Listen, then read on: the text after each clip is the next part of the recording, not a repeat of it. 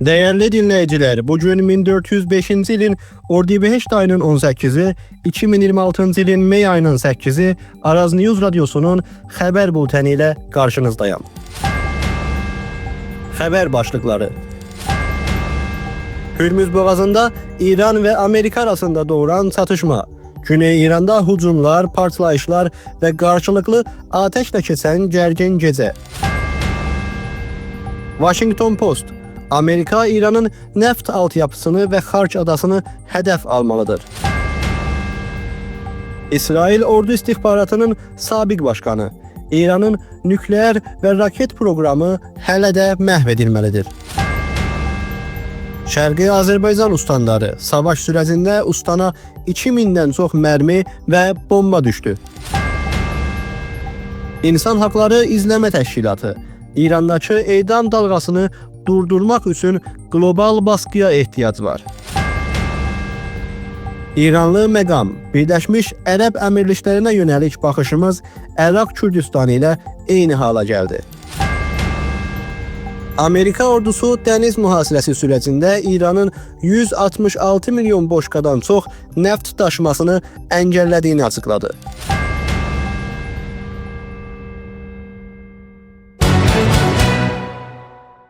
Dünən gecə İranın güneyi, özellikle de Hürmuzgan ustanı son həftələrin ən gərgin gecələrindən birinə səhnə oldu.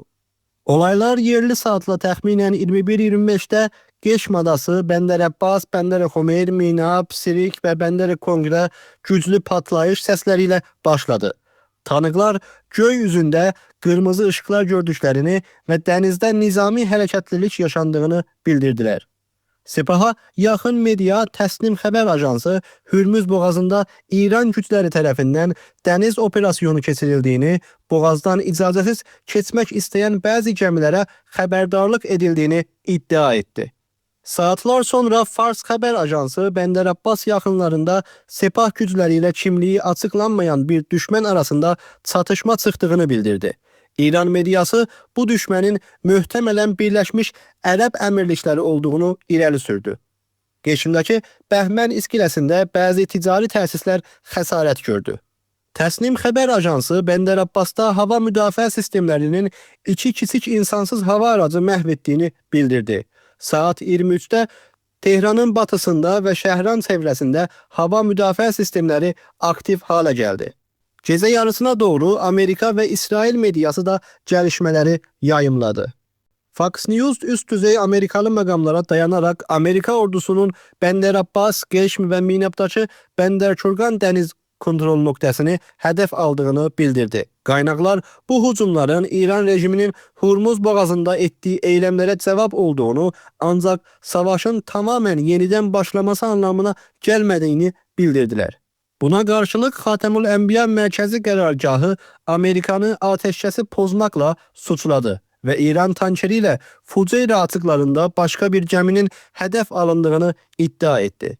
Sepah medyası 3 Amerika destroyerini veya navşekanini raket ve insansız hava aracıları ile hedef aldıklarını ve bu gemilerin Umman denizine doğru geri çəkildiyini irəli sürdü. Ancaq CENTCOM Amerika destroyerlərinin bölgede ciddi xisarət almadan keçdiyini ve Amerikanın buna cevap olarak İrandakı bəzi raket ve İHA lanserlərini vurduğunu açıkladı. Cümə səhəri erken saatlerde Donald Trump İran ile ateşkəsin hələ də devam ettiğini ve gerçəkləşən hücumların sınırlı bir zərbə mahiyyəti daşıdığını söyledi. Trump, İran rejimi güclərinin dəniz çatışmalarında ağır itki verdiğini öne sürdü. Bundan önce Ordibeheştin 14'ünde xəbər qaynaqları Birləşmiş Ərəb Əmirliklərində bir yaşayış binası ile bir neft tankerinin İran'a ait İHA'lar tərəfindən hədəf alındığını bildirmişdilər. Birləşmiş Ərəb Əmirlikləri yayımladığı rəsmi açıqlamada Fuceyra ve ölkənin digər bölgələrinə yönəlik hücumlardan İran'ı tamamilə məsul tuttuğunu açıqlamışdı. Birləşmiş Ərəb Əmirlikləri uluslararası hüquq çərçivəsində bu hücumlara qarşılıq vermə haqqını tam və məşru şəkildə saxlı tutduğunu elan etmişdi. Dünən gecəki çatışmanın davamında Uluslararası Dənizçilik Təşkilatı Hürmüz boğazındakı tıxanmışlıq nedeniyle təxminən 1500 gəmi və 20 min dənizçinin bölgədə məhsur qaldığını bildirdi. Eyni zamanda global bazarlarda neft qiymətləri yüksəldi və Brent nefti 102 doları aşdı. Bir neçə saat sonra İran mediası İran ordusu dəniz güclərinin hangi ölkəyə aid olduğunu açıqlamayan Ocean Koi adlı bir neft tankerinə əl qoyduğunu bildirdi.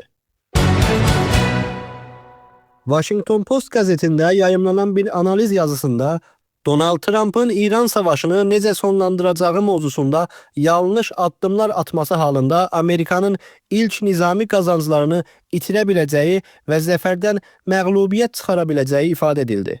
Yazıda Həmasi qəzəb operasyonu və Amerikanın İrana yönelik hücumlarının son illərin ən önəmli və ən cəsur nizami həmlələrindən biri olduğu qeyd edildi.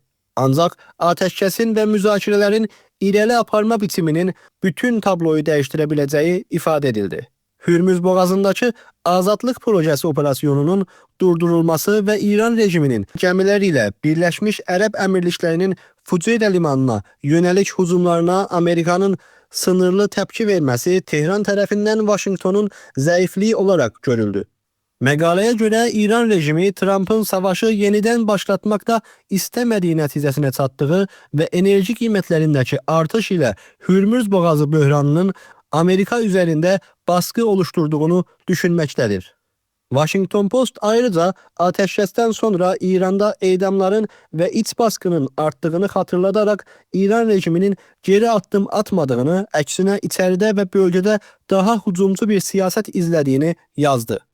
Yazının davamında Amerika'ya Azadlıq Projesi operasyonunu yeniden başlatma, Hürmüz boğazının kontrolünü İran rejiminden çıxarma ve İran'ın yeni bir hücum gerçəkləşdirməsi halında özellikle Xarç adası başta olmak üzere neft altyapısını hedef alma təklifi irəli sürüldü. Ayrıca Amerika'nın İsrail'le İran'daki nizami ve enerji hedeflerine yönelik hücumları sürdürmesi için yaşıl ışık yandırması lazım olduğu müdafaa edildi. Gazet, Trump'ın İran rejiminin ayakta kalmasına yardım edecek bir anlaşmaya yönelmesi halında Amerika'nın en önemli güvenlik fırsatlarından birini itirebileceği ifade edildi. İsrail Ordu İstihbaratının əski başkanı Tamir Hayman, İsrail'in Kanal 12 xəbər ajansı üçün yazdığı analizdə Amerika və İsrail'in geniş miqyaslı hücumlarına baxmayaraq İran rejiminin nükleer programının və raket qabiliyyətinin ana bölümünü qorumağa başardığını yazdı. Hayman, İran'ın nükleer projesinin yalnız məhdud xəsarət gördüyünü yazdı. Amerikalı bazı qaynaqların dəyərləndirmələrine dayanarak son savaşın İran'ın möhtəməl nükleer silahı əldə etmə sürəsini dəyişdirmədiyini ifade etti. Ayrıca İran rejiminin hələ də 1500'dən çox operasyonel rakete sahip olduğunu və yeraltı nükleer altyapısını qoruduğunu öne sürdü. Əski İsrailli güvenlik məqamı İran rejiminin 2025-ci ildəki 12 günlük savaştan sonra Fordo'dakı yeraltı təsislərin qismən yenidən qurmağa çalışdığını, raket tolidini artırdığını və bölgədəki niyabəti güclərə dəstəyini davam ettirdiyini yazdı.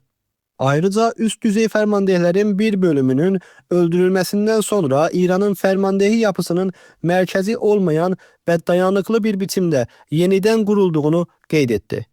Hayman ayrıca Hürmüz boğazının kapanmasının savaşta Amerika ile İsrail'in mənfəətlərinin birbirinden uzaklaştırdığını irəli sürdü. Ona göre Washington üçün enerji güvenliği ve deniz daşımacılığı öncəlik halına gəlirkən, İsrail üçün əsl hədəf İran'ın nükleer qabiliyyətinin tamamen yox edilməsidir. Hayman yazısının sonunda 3 seçenek olduğunu ifade etti. Sert bir nükleer anlaşması, devam eden iktisadi baskı ya da savaşın yeniden başlanması.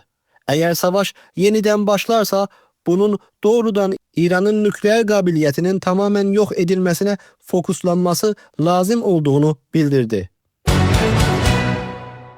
Şərqi Azərbaycan ustandarı son savaş sırasında ustanın müxtəlif nöqtələrində 2000'den çok bomba ve raketin veya muşakin düştüğünü, yüzlerle noktanın hedef alındığını açıkladı.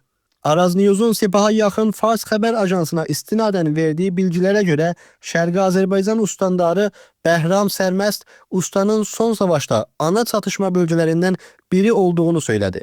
Sərməst 40 gün boyunca müxtəlif bölgələrə 2000-dən çox bomba və mərminin isabət etdiyini bildirdi. Ustandarın açıqlamasına görə ustandə təxminən 300-dən çox nöqtə hədəf alındı və ən az 191 nəfər həyatını itirdi.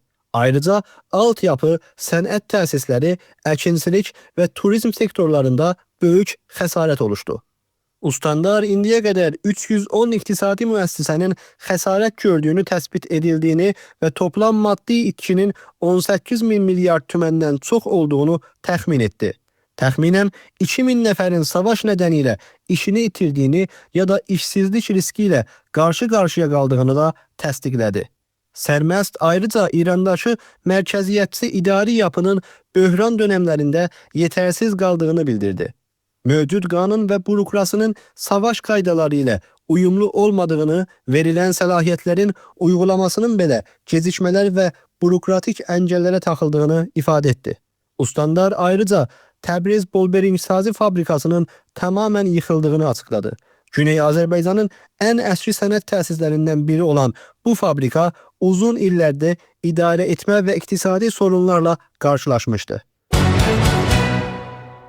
İnsan Haqları İzləmə Təşkilatı İrandakı edam dalğasının durdurulması üçün Birləşmiş Millətlər üzvü olan ölkələri İran rejiminə qarşı koordinasyonlu baskı qurmağa çağırdı. İnsan Haqları İzləmə Təşkilatı son təxminən bir ay yarım içində İranda ən az 28 nəfərin siyasi ittihamlarla edam edildiyini açıqladı.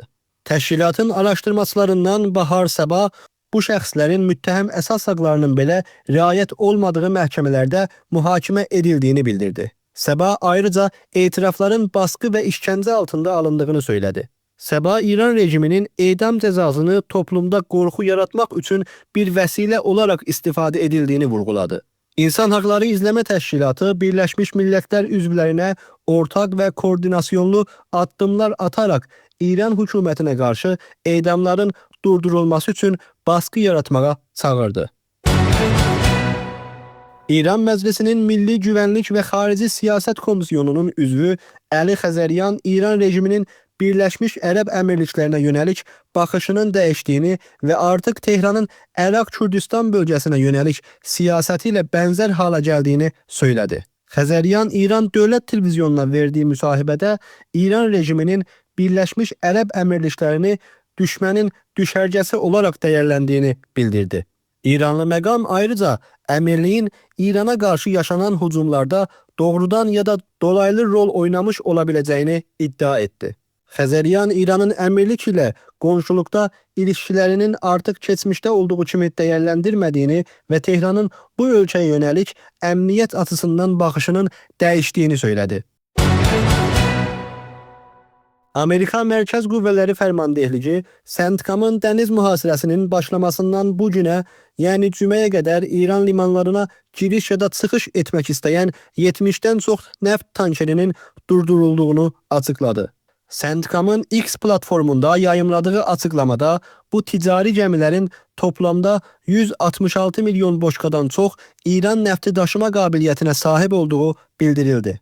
Açıqlamada bu nəftin təxmini dəyərinin 13 milyard doları aşdığı qeyd edildi. İran ilə Umman arasında yalnız 34 kilometr eninə sahib olan Hürmüz boğazı Bəsrə körfəzini Hindistan okyanusuna bağlayan stratejik keçiş nöqtəsi olaraq bilinir. Dünya nəftinin təxminən 1/5 və şimyai kut kimi həyati məhsulların önəmli bir bölümü bu güzərgahdan daşınır. Əziz dinləyicilər, Araz News Radyosunun xəbər bültəninin Türkçə bölümü burada sona çatdı. Sizi bültənimizin Farsça xəbərlərini dinləməyə dəvət edirəm.